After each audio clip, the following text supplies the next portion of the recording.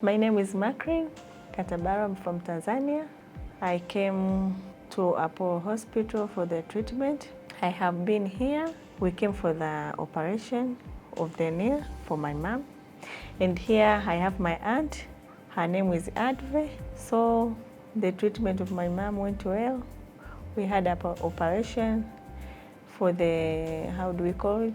Knee replacement.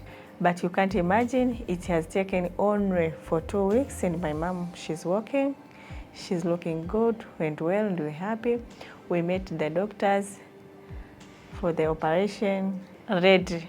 Then, by the way, for the first time we met the lady sister called Sandia. She was so nice to us.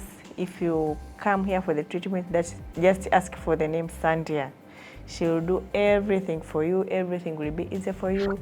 The doctors were very, very, very 100% good.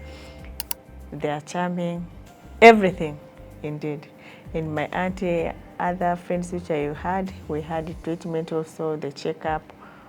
So we thank God for everything. And we say Apollo is the best hospital. Thank you.